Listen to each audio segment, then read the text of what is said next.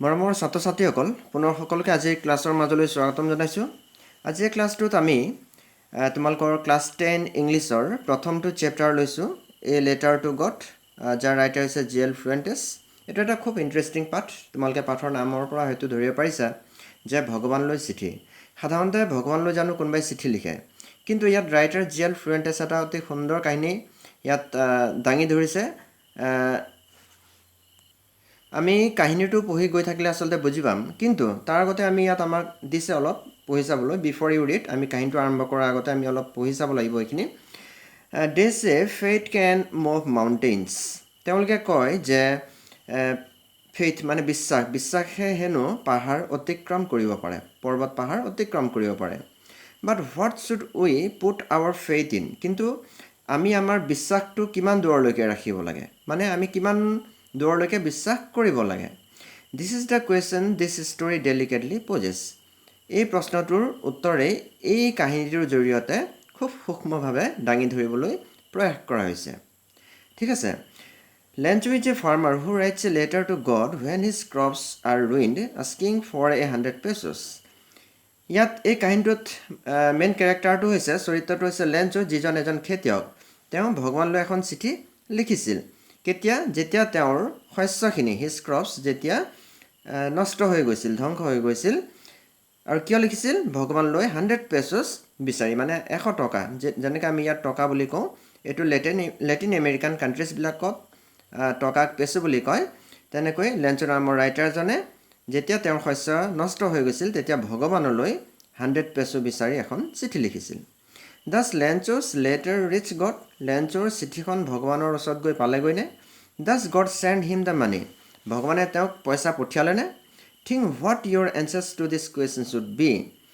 ভাবি চোৱাচোন এই প্ৰশ্নটোৰ উত্তৰ কেনেকুৱা হ'ব পাৰে। And guess how the story continues. আৰু অনুমান কৰা এই কাহিনীটো কেনেকৈ আগবাঢ়িব পাৰে। Before you begin to read it. এই কাহিনীটো আৰম্ভ কৰাৰ আগতেই তোমালোকে জাষ্ট এইটো ভাবি চোৱা যে এই কাহিনীটোৰ শেষ কেনেকুৱা হ'ব পাৰে। আৰম্ভণিৰ পৰা গৈ গৈ গৈ এই কাহিনীটোৰ শেষ কেনেকুৱা হ'ব পাৰে, যে ভগৱানলৈ এখন চিঠি লিখিলে, তাকো পইচা বিচাৰি। ভগৱানে তেওঁৰ উত্তৰটো, সেই চিঠিখনৰ উত্তৰ দিলেনে, মানে পইচা পঠিয়ালেনে, এইখিনি আমি এই কাহিনীটোত পাই যাম। ঠিক আছে, এতিয়া আমি আৰম্ভ কৰোঁ। The house, the only one in the entire valley, set on the crest of a low' hill. সেই ঘৰটো, যিটো সেই গোটেই উপত্যকাটোত একমাত্ৰ ঘৰ আছিলে। Set on the crest of a low' hill, এটা চাপৰ পাহাৰৰ একেবাৰে ওপৰৰ অংশত আছিল। মানে সেই ঘৰটো যিটো অকলশৰীয়া আছিলে গোটেই উপত্যকাটোত, তাত এটাই ঘৰ আছিলে। আৰু সেইটোৰ কেনেকৈ আছিলে? সেইটো চাপৰ পাহাৰ এটাৰ একেবাৰে ওপৰৰ অংশত আছিলে। ক্ৰেষ্ট মানে top of a hill. From this height one could see the river and the field of ripe corn dotted with flowers that always promised a good harvest. সেই উচ্চতাটোৰ পৰা, মানে সেই ঘৰটোৰ উচ্চতাটোৰ পৰা যদি কোনোবাই চায়, তেতিয়া কি দেখিব? এখন নদী দেখিব আৰু এখন পথাৰ দেখিব, যিটো পকা শস্যৰে পৰিপূৰ্ণ হৈ আছে। আৰু সেইটো কেনেকুৱা হৈ আছে? লগতে ফুলেৰেও পৰিপূৰ্ণ হৈ আছে। মানে ডটেড মানে অ'ত পৰি থকা, যেনেকৈ শস্য পকাৰ সময়ত যেনেকৈ ফুলবিলাক ধৰে, তেনেকৈ খুব নদন বদন হৈ আছে। আৰু যাৰ পৰা কি আশা কৰিব পাৰি? Always promised a good harvest. তাৰ পৰা এটা নিশ্চয় ফল পোৱা যাব। মানে ইমান ধুনীয়া হৈ আছে পথাৰখন, চালেই গম পোৱা যাব যে সি ধুনীয়া শস্য দিব, মানে তাৰ পৰা ভাল ফল পোৱা যাব। The only thing the earth needed was a downpour or at least a shower. একমাত্ৰ বস্তু যিটো পৃথিৱীক প্ৰয়োজন হৈছিলে, সেইটো হৈছিলে এজাক ভাল বৰষুণৰ, বা অতি কমেও এজাক পাতলীয়া বৰষুণ হ'লেও প্ৰয়োজন আছিল। Throughout the morning Lencho who knew his fields intimately had done nothing else but see the sky towards the north east. Throughout the morning, গোটেই ৰাতিপুৱাটো, লেঞ্চো মানে সেই মানুহজন, যিজন মানুহে সেই অকলশৰীয়া ঘৰটোত বাস কৰিছিলে, তেওঁ যিজনে তেওঁৰ ফিল্ডটো খুব ধুনীয়াকৈ চিনি পাইছিলে, খুব ঘনিষ্ঠভাৱে চিনি পাইছিলে। তেওঁ কি কৰিছিলে?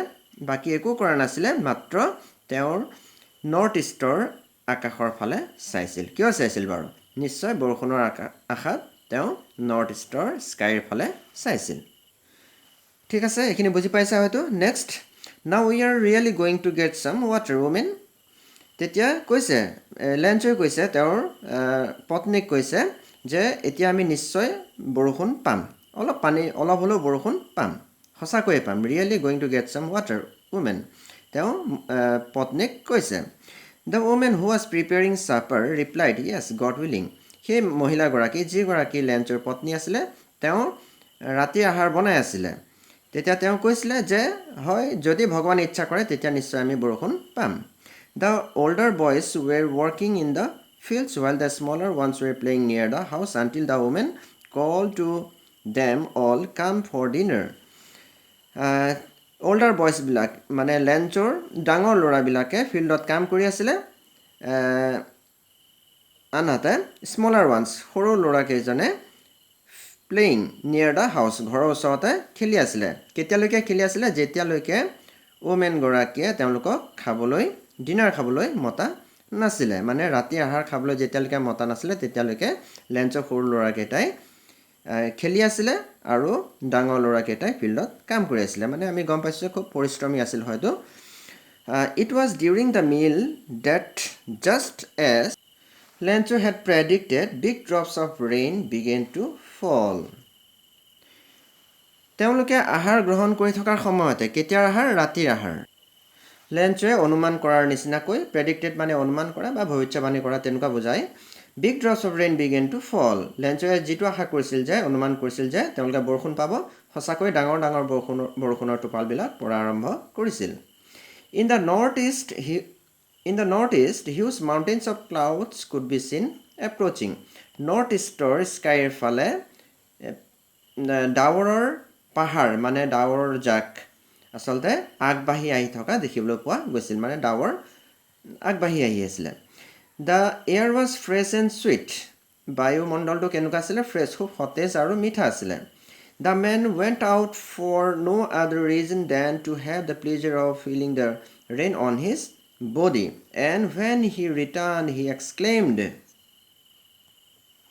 বৰষুণ পৰা দেখি লেঞ্চৱে ওলাই গৈছিল ক'লৈ ওলাই গৈছিল বৰষুণৰ টোপালৰ মজা ল'বৰ কাৰণে অনুভৱ প্লেজাৰ অফ ফিলিং ৰেইন মানে গাত বৰষুণৰ মজা ল'বৰ কাৰণে ওলাই গৈছিল বৰষুণত তিতিবলৈ আৰু যেতিয়া তেওঁ ঘূৰি আহিছিল তেতিয়া কৈছিলে তেওঁ এক্সক্লেইম কৰিছিলে প্ৰকাশ কৰিছিলে these are not raindrops falling from the sky এইবিলাক আকাশৰ পৰা সৰি পৰা বৰষুণৰ টোপাল নহয় they are really new coins এইবিলাক হৈছে নতুন নতুন মুদ্ৰা the big drops are 10 cent pieces and the little ones are 5s ডাঙৰ ডাঙৰ টোপালবিলাক হৈছে 10 টকীয়া মুদ্ৰা বা সৰুবিলাক হৈছে 5 টকীয়া মুদ্ৰা আচলতে লেঞ্চই ইমানেই আনন্দত আত্মহাৰা হৈ গ'ল যে তেওঁক বৰষুণৰ খুব প্ৰয়োজন আছিলে আৰু বৰষুণৰ টোপালবিলাক পৰা দেখি তেওঁ সেইখিনি টকাৰ লগত মুদ্ৰাৰ লগত তুলনা কৰিছিলে কিয় বাৰু নিশ্চয় এনেকুৱা ধৰণৰ হ'ব যে তেওঁ সেইখিনি বৰষুণ দিয়াৰ লগে লগে তেওঁৰ শস্য ভাল হ'ব আৰু সেইখিনি বজাৰত বেচিলে তেওঁ মুদ্ৰা পাব মানে টকা পাব গতিকে তেওঁ আনন্দত আত্মহাৰা হৈ গৈছিলে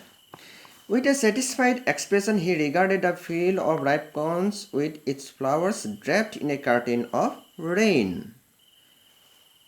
লেঞ্চৱে খুব এটা সন্তুষ্টি প্ৰকাশ কৰিলে যেতিয়া তেওঁ বৰষুণ পৰা দেখিলে তাৰপিছত কি হ'ল he regarded the field of ripe corn with its flowers কাৰণ তেওঁৰ সেই পকা শস্যখিনি ফুলেৰে পৰিপূৰ্ণ হৈ আছিলে আৰু তাত বৰষুণৰ আৱৰণেৰে ঢাকি ধৰিছিলে ড্ৰেপ্ট মানে কভাৰ বৰষুণে ঢাকি ধৰিছিলে কাৰণ কি হৈছিলে যে বৰষুণ খুব আশা কৰি আছিলে বৰষুণ পোৱা দেখি তেওঁ খুব এটা সন্তুষ্টি প্ৰকাশ কৰিছিল but suddenly a strong wind began to blow' and along with the rain very large hailstones began to fall কিন্তু হঠাতে খুব জোৰেৰে বতাহ বলিবলৈ ধৰিলে আৰু তাৰ লগে লগে with the rain very large hailstone ডাঙৰ ডাঙৰ শিল বৰষুণ পৰিবলৈ আৰম্ভ কৰিলে this truly did resemble new silver coins এইখিনি সঁচাকৈয়ে ৰিজেম্বল মানে তুলনা কৰা নতুন নতুন চিলভাৰ কইনৰ লগত তুলনা কৰিব পৰা গৈছিল দ্য বয়জ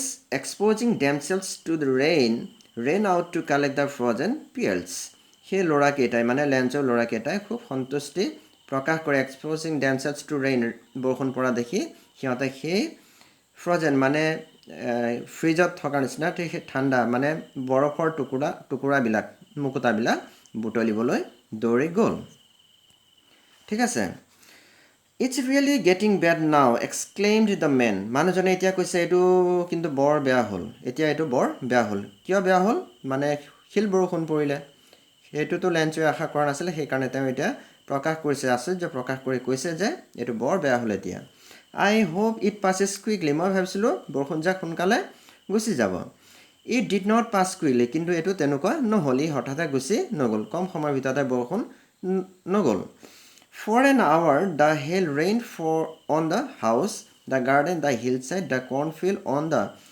whole valley. প্ৰায় এঘণ্টামান ধৰি for an hour এঘণ্টা ধৰি শিল বৰষুণজাক পৰি থাকিল ক'ত ঘৰত গাৰ্ডেনত হিল ছাইড পাহাৰত বা সেই কৰ্ণফিল্ড মানে মাকৈ খেতি পথাৰখনত প্ৰায় বা গোটেই উপত্যকাটো হোল ভেলি মানে এঘণ্টা ধৰি শিল বৰষুণ পৰিয়ে থাকিল the field was white as if covered with salt ফিল্ডখন এতিয়া কেনেকুৱা দেখিবলৈ পোৱা গ'ল বগা দেখিবলৈ পোৱা গ'ল যেন গোটেইটো নিমখেৰে আবৃত হৈ আছে মানে বগা হৈ গ'ল শিল বৰষুণ পৰা দেখি Not a leaf remained on the trees. গছবিলাকত এটাও পাত নাথাকিল নৰল The corn was totally destroyed. সেই শস্যৰ পথাৰ মানে মাকৈ খেতি পথাৰখন সম্পূৰ্ণৰূপে ধ্বংস হৈ গ'ল নষ্ট হৈ গ'ল The flowers were gone from the plants. ফুলবিলাক গছৰ পৰা মানে plants গছৰ পৰা সৰি পৰিল Lancho's soul was filled with sadness. লেঞ্চৰ অন্তৰখন খুব দুখেৰে ভৰি পৰিল When the storm had passed, যেতিয়া ধুমুহা পাৰ হৈ গ'ল, he stood in the middle of the field and said to his sons. যেতিয়া ধুমুহা পাৰ হৈ গ'ল, তেতিয়া লেঞ্চে পথাৰৰ মাজলৈ গ'ল আৰু তেওঁ ল'ৰাকেইটাক ক'লে, A plague of locust would have left more than this. হয়তো খুব এটা মহামাৰী অহা হ'লেও plague of locust বুলি আচলতে মহামাৰীক বুজোৱা হৈছে locust মানে insects which fly big swarm মানে পোক পৰুৱাবিলাকে যে খেতি নষ্ট কৰে তেনেকুৱা ধৰণৰ পোক হয়তো তেনেকুৱা পোক লগা হ'লেও ইমানখিনি নষ্ট নহ'লহেঁতেন চাগে The hail has left nothing. শিল বৰষুণজাকে একো এৰি থৈ নগ'ল This year we will have no corn. এই বছৰটো আমাৰ কোনো শস্য নাথাকিব That night was a sorrowful one. সেই ৰাতিটো আছিল খুব দুখৰ আছিল খুব বেদনাদায়ক ৰাতি আছিল All our work for nothing. আমি ইমানখিনি কষ্ট কৰিলোঁ কিন্তু একো কাম নহ'ল There is no one who can help us. এতিয়া আমাক সহায় কৰিবলৈ কোনো নাই We will all go hungry this year. এই গোটেই বছৰটো আমি লঘোণে থাকিব লাগিব এইখিনি লেঞ্চে খুব দুখত প্ৰকাশ কৰিছে কাৰণ তেওঁলোকে বহুত কষ্ট কৰিছিলে কিন্তু বহুত কষ্ট কৰাৰ পিছতো তেওঁলোকৰ আচলতে গোটেই খেতিখিনি নষ্ট হৈ গ'ল যাৰ ফলত তেওঁলোকে খুব দুখ পাইছে আৰু বিশেষকৈ লেঞ্চে তেওঁৰ পুতেকহঁতৰ আগত সেই দুখখিনি প্ৰকাশ কৰিছে ঠিক আছে এইখিনি প্ৰশ্ন দিছে সেইখিনি আমি উত্তৰ পালোঁ মোটামুটি আমি অকণমান জাষ্ট টাচ কৰি যাওঁ What did Lancho hope for? লেঞ্চে কি আশা কৰিছিলে লেঞ্চে বৰষুণ এজাকৰ আশা কৰিছিলে লেঞ্চে hope for a downpour or at least a shower নহয় জানো Why did Lancho say the raindrops were like new coins? লেঞ্চে কিয় raindropsবিলাকক new coinsৰ লগত তুলনা কৰিছিলে এইখিনি মই অসমীয়াতে তোমালোকক অলপ বুজাই দিছোঁ যে লেঞ্চে এইকাৰণে বৰষুণৰ টোপালবিলাকক নিউ কইন্সৰ লগত তুলনা কৰিছিলে কাৰণ লেঞ্চে সেই বৰষুণজাক খুব আশা কৰিছিলে আৰু হয়তো সেই বৰষুণজাক হোৱাৰ কাৰণে শস্য ভাল হ'লহেঁতেন আৰু সেইখিনি বজাৰত বেছি তেওঁ মুদ্ৰা পালেহেঁতেন টকা পালেহেঁতেন সেইবাবে তেওঁ নিউ কইন্সৰ লগত তুলনা কৰিছিলে How did the rain change?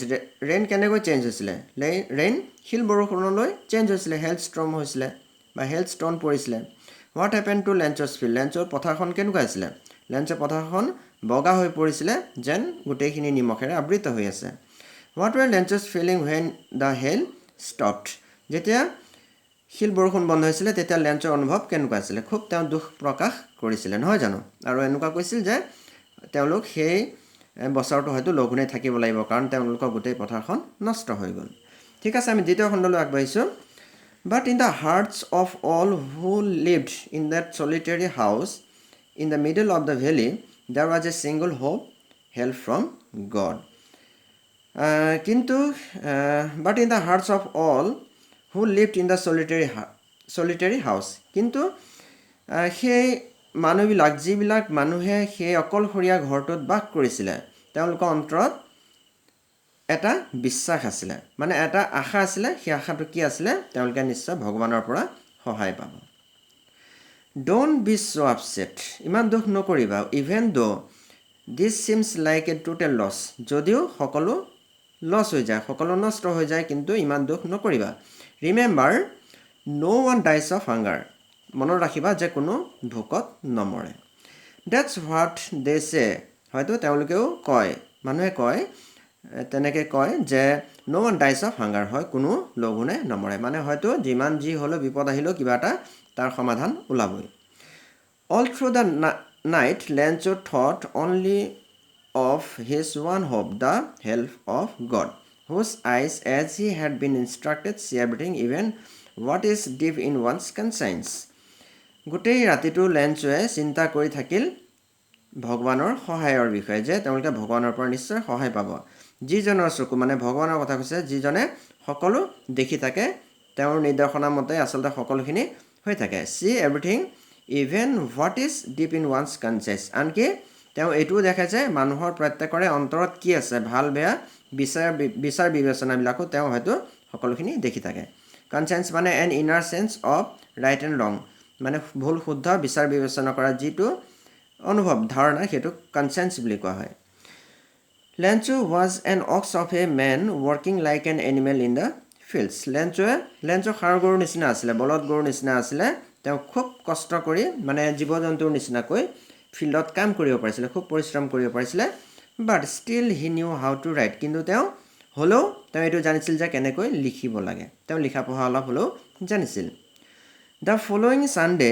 পিছদিনাখন ছানডে মানে নেক্সট ছানডে যিটো আহিছিলে at daybreak he began to write a letter which he himself would carry to town and place in the mail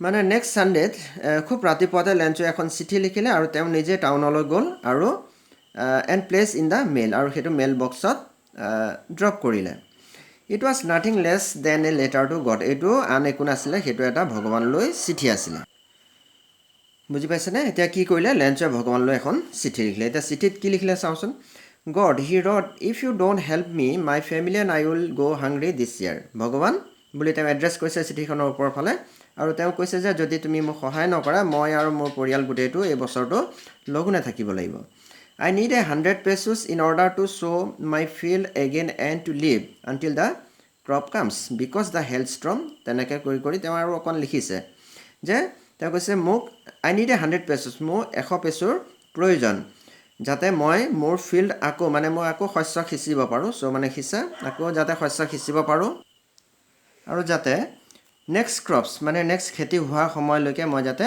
জীয়াই থাকিব পাৰোঁ মই বা মোৰ পৰিয়াল কাৰণ সেই হেল্থ ষ্ট্ৰম মানে বতাহ ধুমুহা জাকে শিল বৰষুণ জাকে বুলি কৈ ইয়াতে কাহিনীটো শেষ হৈছে মানে কি চিঠিখন সমাপ্ত কৰিছে তেওঁ হয়তো এই চিঠিখনত লিখিছে যে শিল বৰষুণ জাকে গোটেই পথাৰখন নষ্ট কৰিলে সেইবাবে তেওঁক 100 পেচোৰ প্ৰয়োজন হৈছে বুলি ভগৱানলৈ চিঠি লিখিছে he wrote to God on the envelope তেওঁ এনভেলপটো মানে খামৰ ওপৰ ফালে টু গড বুলি এড্ৰেছ লিখিছে পুট দ্য লেটাৰ ইনচাইড চিঠিখন খামটোৰ ভিতৰত ভৰাইছে এণ্ড ষ্টিল ট্ৰাবল্ড আৰু এতিয়াও তেওঁ অকণমান চিন্তা কৰিছে ৱেন টু টাউনলৈ গ'ল at the post office he placed a stamp on the letter and dropped it into the mailbox তেওঁ টাউনলৈ গ'ল টাউনত যোৱাৰ পিছতে পোষ্ট অফিচলৈ গ'ল তাত এটা ষ্টাম্প মাৰিলে মানে পোষ্ট অফিচত যিটো ষ্টাম্প ব্যৱহাৰ কৰে আচলতে চিঠিখনৰ ওপৰত তেওঁ এটা ষ্টাম্প মাৰিলে আৰু সেইটো মেইল বক্স মানে য'ত চিঠি পোষ্ট কৰা হয় তাত ড্ৰপ কৰি দিলে চিঠিখন পোষ্ট কৰি দিলে ঠিক আছে ওৱান অফ দ্য এমপ্লয়িজ এজন এমপ্লয়িজ মানে পোষ্ট অফিচৰ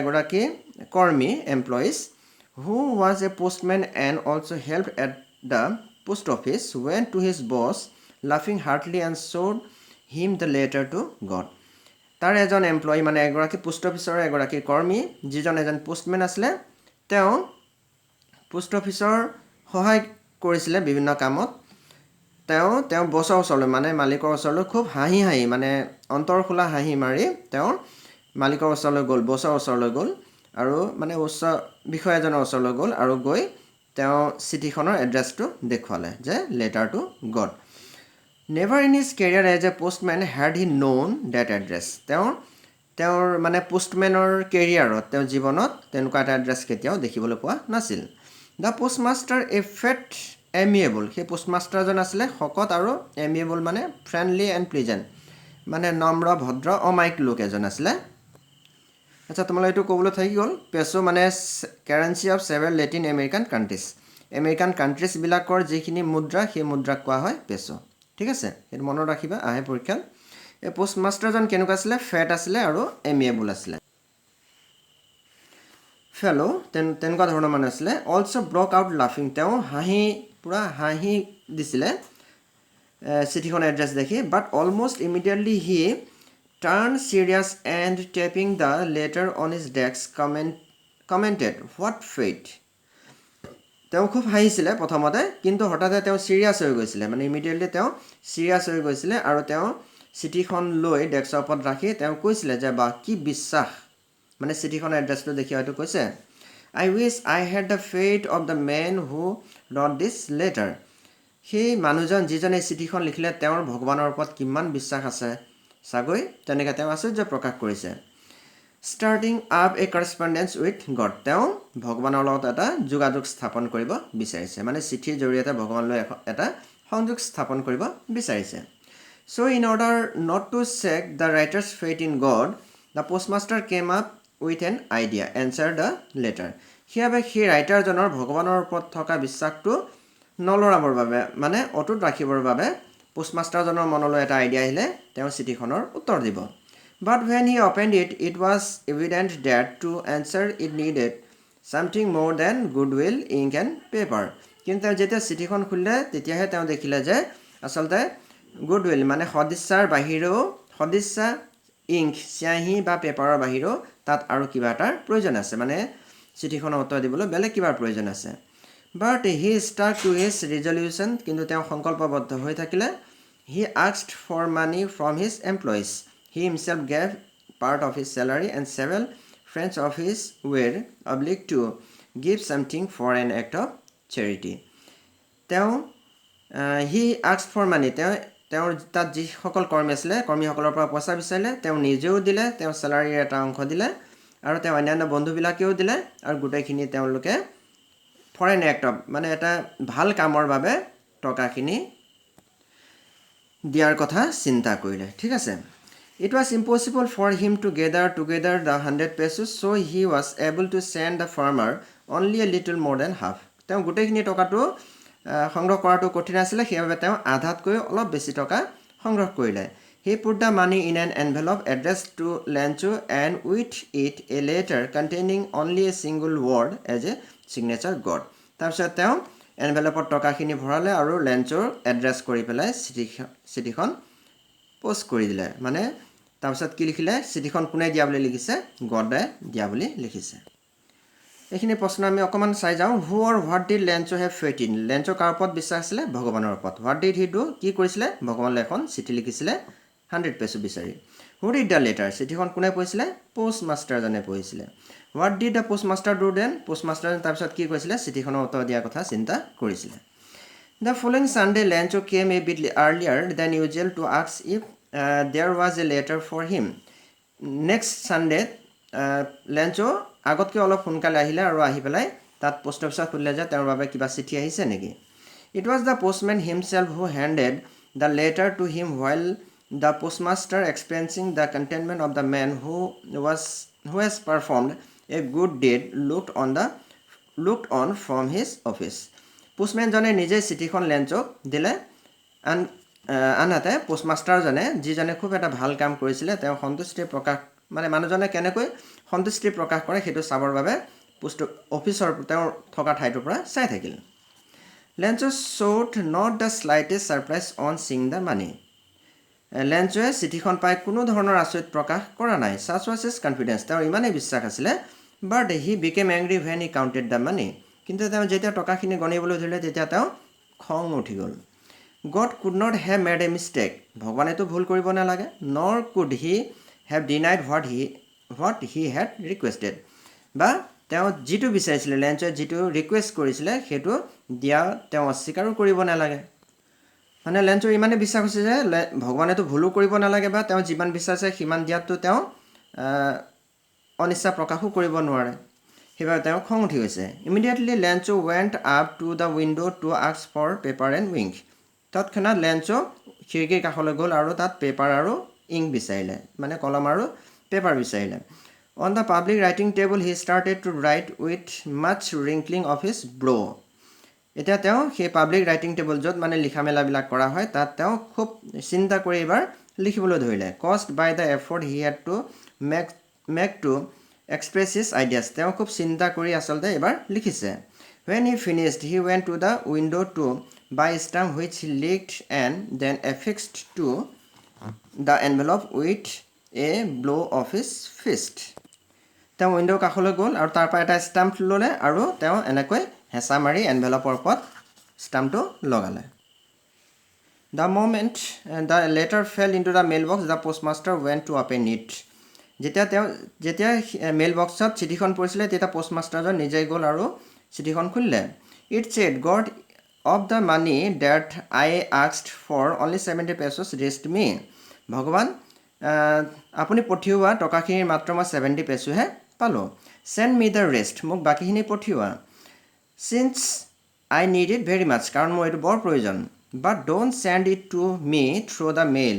কিন্তু এইটো মোক মেইলৰ জৰিয়তে মানে পোষ্ট অফিচৰ জৰিয়তে নপঠিয়াবা. Because the post office employees are a bunch of crooks. Lencho. কাৰণ পোষ্ট অফিচৰ মানুহখিনি হৈছে অপৰাধীৰ দল বা ডকাইতৰ দল বুলি কৈ তলত লেঞ্চো বুলি এড্ৰেছ দিছে. বুজি পালে নিশ্চয়? লেঞ্চোৱে আকৌ এখন চিঠি লিখিলে কিয়? কাৰণ তেওঁ গোটেইখিনি টকা নেপালে আৰু বাকীখিনি টকা বিচাৰি লেঞ্চোৱে আকৌ এখন ভগৱানলৈ চিঠি লিখিলে. কিন্তু এবাৰ সোঁৱৰাই দিলে যে এবাৰ পোষ্ট অফিচৰ জৰিয়তে পঠিয়াব নালাগে, কাৰণ পোষ্ট অফিচৰ মানুহখিনিয়ে মানে বাকীখিনি টকা ৰাখি দিলে, যাৰ বাবে তেওঁ বাঞ্চ অফ ক্ৰুক মানে ডকাইতৰ দল বুলি কৈছে. ঠিক আছে, খুব ইণ্টাৰেষ্টিং পাৰ্ট আমি শেষ কৰিলোঁ. দুটামান প্ৰশ্ন এইটো চাওঁচোন. Was Lencho surprised to find a letter for him with money in it? লেঞ্চোৱে চিঠিৰ ভিতৰত টকাখিনি পাই আচৰিত হৈছিল নে? মুঠেই হোৱা নাছিলে. কিয় হোৱা নাছিল বাৰু? তেওঁৰ সম্পূৰ্ণ বিশ্বাস আছিল ভগৱানৰ ওপৰত. What made him angry? তেওঁ কিয় খং উঠিছিলে?